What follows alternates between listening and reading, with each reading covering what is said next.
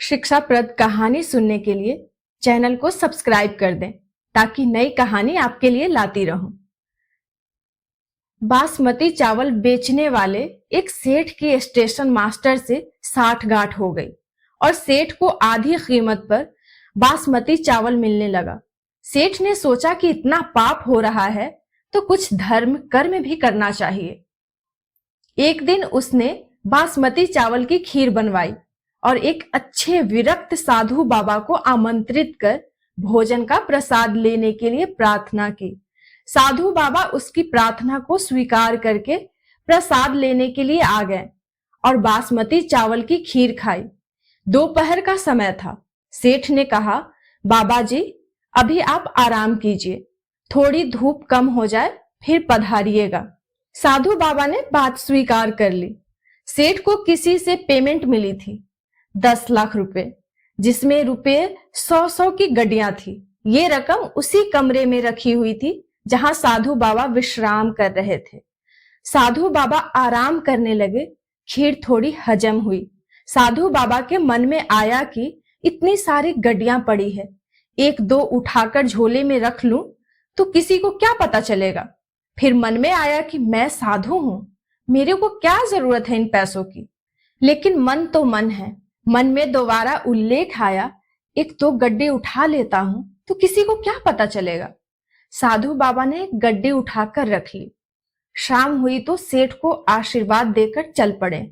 सेठ दूसरे दिन रुपये गिनने बैठा तो एक गड्डी कम निकली। सेठ ने सोचा कि महात्मा तो भगवत पुरुष थे, वे क्यों लेंगे। सेठ थोड़ा कड़क था तो उसने सोचा कि नौकरों की ही करामत है। नौकरों की धुलाई पिटाई चालू हो गई। ऐसा करते करते दोपहर हो गई। इतने में साधु बाबा आ पहुंचे तथा अपने झोले में से गड्डी निकालकर सेठ को देते हुए बोले, नौकरों को मत पीटना, गड्डी मैं ले गया था। सेठ ने कहा, बाबा जी आप क्यों लेंगे। जब यहां नौकरों से पूछताछ शुरू हुई तब कोई भय के मारे आपको दे गया होगा और आप नौकर को बचाने के उद्देश्य से ही वापस करने आए हैं, क्योंकि साधु तो दयालु होते हैं। साधु, ये दयालुता नहीं है, मैं सच में तुम्हारी गड्डी चुरा कर ले गया था। साधु ने कहा, सेठ तुम सच बताओ कि तुमने कल खीर किसकी और किस लिए बनवाई थी।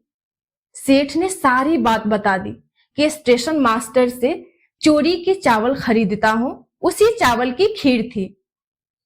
साधु बाबा, चोरी के चावल की खीर थी, इसलिए उसने मेरे मन में भी चोरी का भाव उत्पन्न कर दिया। सुबह जब पेट खाली हुआ, तेरी खीर का सफाया हो गया, तब मेरी बुद्धि खुल गई। हे भगवान, ये क्या हो गया। मेरे कारण बेचारे नौकरों पर न जाने क्या बीत रही होगी, इसलिए तेरे पैसे लौटाने आ गया। इसीलिए कहते हैं कि जैसा खाओ अन्न वैसा होवे मन, जैसा पियो पानी वैसी होवे वाणी, जैसी शुद्धि वैसी बुद्धि, जैसे विचार वैसा संसार। इसलिए हमेशा ये बात ध्यान में रखो कि नीति मार्ग से धन कमाओ, उसी का भोजन करो और उसी का दान करो।